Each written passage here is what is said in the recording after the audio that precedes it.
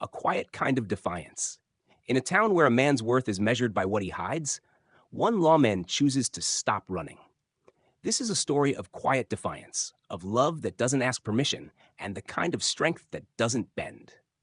Welcome to Secrets Under Stetsons. Chapter 3: Whiskey, Women, and Smoke Screens. The Gilded Rose was humming by sundown. Laughter spilled through the saloon's swinging doors. Card games rattled across worn tables. Whiskey sloshed in chipped glasses. Upstairs, the soft footfalls of women moving room to room whispered of what went unseen. It was the usual crowd: ranch hands, drifters, a few railroad men. And in the far corner, Sheriff Elijah Cade nursed his third drink, jaw tight, gaze unfocused. He hadn't come for the company. He'd come for the ritual. This was how he kept the peace. Not in town, but inside himself. Whiskey. Familiar voices. A warm body upstairs if he needed to remind the world what kind of man he was.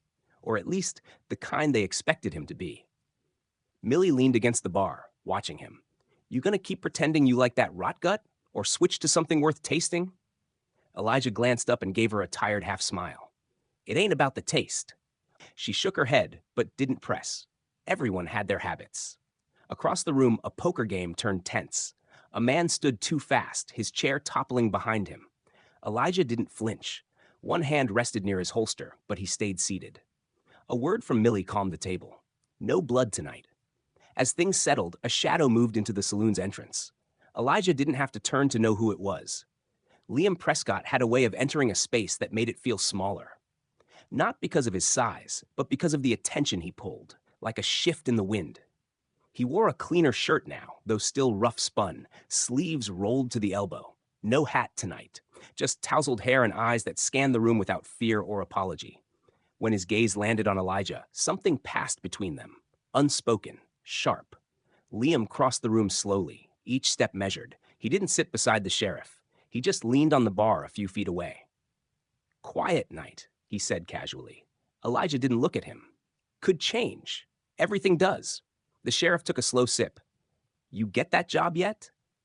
Liam shrugged. Got offered one. Didn't take it. Why not? I don't want to be too far from the only man who's looked at me like he's got a secret same as mine. Elijah stiffened. Not a full-body jerk, just a breath caught in the chest. He finally turned, eyes cold as steel but fire behind them. You don't know a damn thing about me, he said. Liam's voice didn't waver. No, but I know what I saw. The words sat between them like a loaded gun. Millie, sensing something unspoken, drifted away. The room's noise blurred into a dull hum, and for a moment, it felt like the two of them were the only ones there. Elijah finished his drink, then another. An hour passed. Liam stayed, nursing one glass, saying little. Finally, Elijah stood and climbed the stairs to the second floor. He didn't look back, didn't need to. Minutes later, there was a soft knock on his door. He opened it to find Daisy standing there. Dark hair pinned, red lips set in a knowing smirk. Wasn't sure if you'd show tonight, she said, brushing past him. Elijah closed the door behind her. She poured them both a drink and perched on the edge of the bed. Rough day? Long one. He sat across from her, boots still on, hands hanging between his knees. She reached out and touched his thigh. You want to talk? Or you want to forget? He didn't answer right away. Instead, his mind flickered back to the jailhouse. To Liam's eyes watching him, unblinking. The way he spoke like he already knew Elijah's truth, like he saw the man under the mask. Daisy leaned closer, warm, soft, but it wasn't her he wanted. He let her undress him, let her kiss his neck, trail her hands down his chest. He even kissed her back hard, trying to find heat in it, trying to burn away what he couldn't name. But as she moved over him, slow and practiced, Elijah's eyes were closed, and behind them, the only face he saw was Liam's. Afterward, she lay curled beside him, tracing a finger across his chest. You ever think about settling down? She asked. Elijah stared at the ceiling. A man like me doesn't settle. Maybe not, she whispered, but he sure looks tired of pretending. He didn't answer, because she wasn't wrong. He left before the sun rose, boots in hand, hat pulled low, slipping out the back stairs like a boy sneaking out of a lover's house. But this wasn't love. It was habit, a smokescreen. One more layer hiding the truth under his Stetson, and the truth had blue eyes and a quiet fire in him.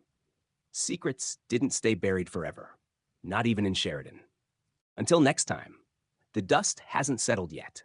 There's more to this story, more to uncover, more to fight for, and more waiting just beyond the next sunrise. Come back next week and walk a little further down this road with them.